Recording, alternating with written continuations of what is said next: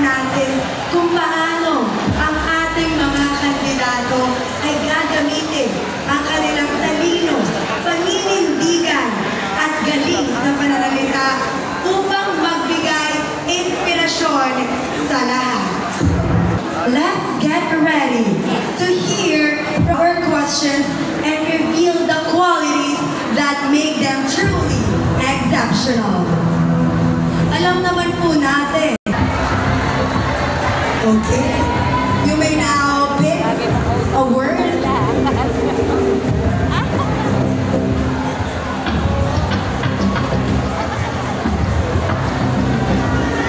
The chosen word is aklat.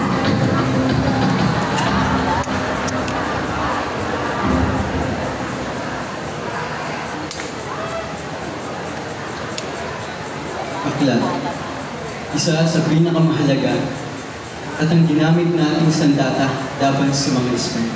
Aklat, nobela na ginawa ni Jose Rizal, Marcelo H. Del Pilar at Mariano Ponce. Ang aklat naglalaman ng mga pagpapahirap at katawilian sa atin ng mga Espanyol. Para sa akin, ang aklat ay ang ating sandata na ipanglalaban na hindi. Nice one! Thank you so much, candidate number 9 from San Rafael. Talaga namang napaka-pakabuluhan ng kaniyang sagot. Okay, so next, the finalist, may I call on Hari number 1, Malolos. Oh, so many supporters. Okay, Hari ng Malolos, are you ready? Yes. Okay, kindly pick.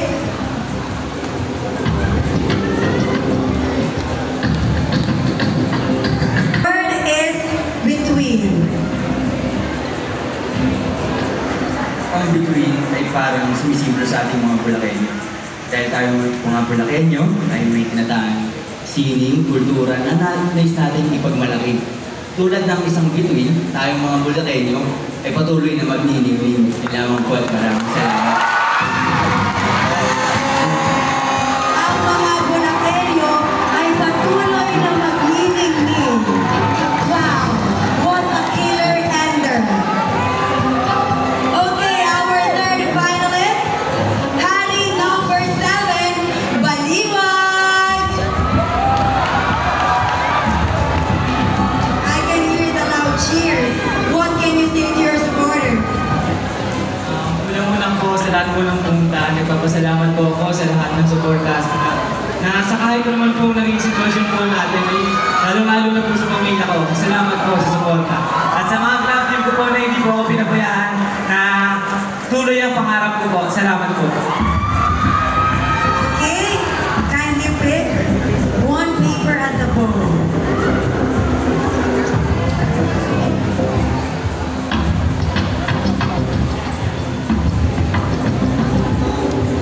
The word is pag-asa.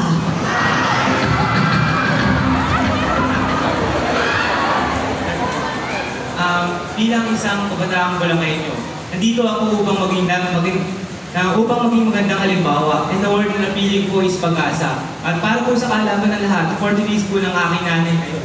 At birthday po ng aking nanay bukas. 40 days po ng tatay ko ngayon. And bilang isang kabataan po, naniniwala po ako na sa kahit anong sitwasyon po natin, patuloy po tayong mangarap at huwag mawawalan ng pag-asa. Hanggat may buhay, may pag-asa. Maraming salamat. Very heartfelt answer.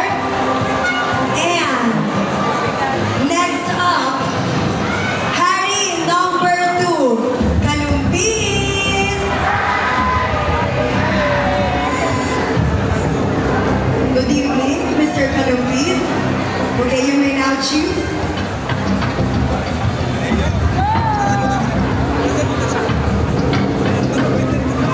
The word is kulay. Para po sa akin, ang salitang kulay ay sumisigilo sa mga Bulakenyo.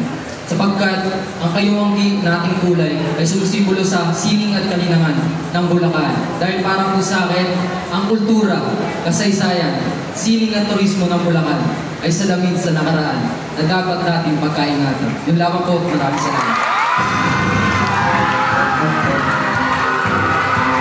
Salamin sa nakaraan. Thank you, candidate number 2. Next up, Harry number 6, Marila.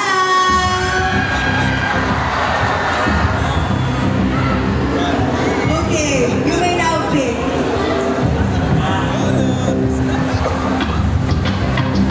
The word is ngiti. Hindi. Ito ay sumisimbolo sa pag-asa at katulad dating mga Bulakenyo na kahit anong pinahaharap na problema ay hindi nakakalimutan ang pagngiti.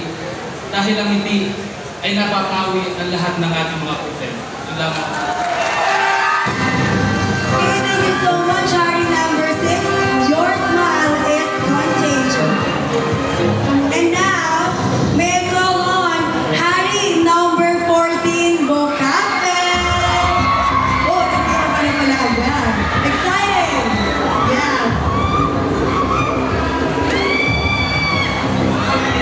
The word is yakap.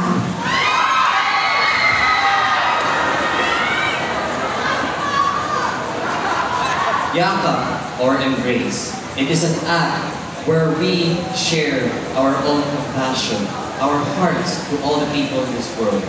Just like our forefathers, Marcelo H. Del Pilar and Gregorio Del Pilar, who fought for our freedom of speech and also the equality of our Filipinos or Bulakeños. And this teaches us that if we do not learn on how to embrace each other as Thank you so much, Harry number 14. So, narinig ako kanina may nagpapayakap daw sa'yo. And now, Harry number 13 from Angat.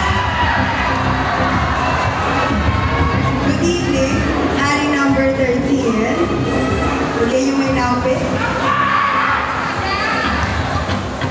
Okay, so we got this question a while ago, and we have it now again.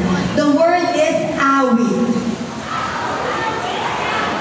Mula sa dakilang lalawigan ng Bulacan, awit ay sumisimbolo sa ating mayamang sining. Sabagat tayo mga Bulakenyo, hindi lamang natin may pagmamalaki ang kultura, tradisyon at kasaysayan, ngunit pati ang sining.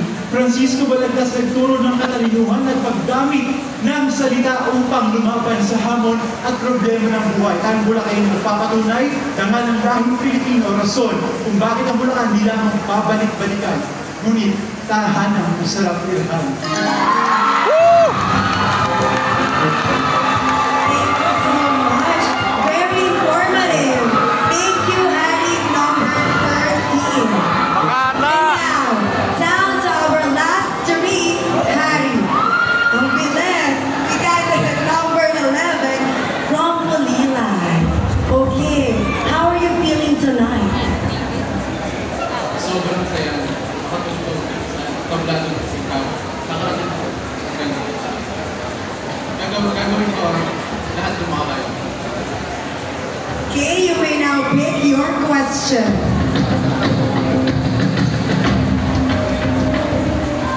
I love this. The word is pag-ibig. Bilang isang Bulakenyo, sa mga hindi pa nakakaalam, ako po'y 2 taon nang sumusubok na makatuntong sa entablado ng sikaw. At nag-aalam ang puso ko para mapakita ang kagandahan ng Bulacan. At naniniwala ako na sa pamamagitan na ito ay may pagmamalaki ko ang tinatagong yaman ng ating lalawigan. Dahil naniniwala ako na aking laban ay hindi para sa sarili, kundi para sa bayan, para sa Bulacan. Maraming salamat.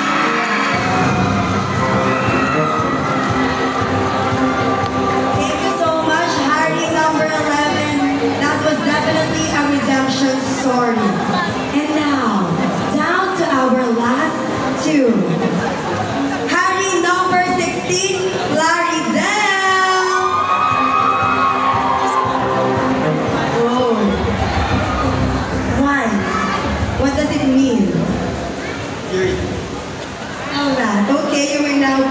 question.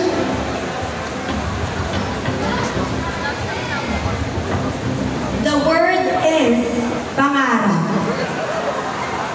Bilang isang Bulakenyo, ako ay may isang pangarap.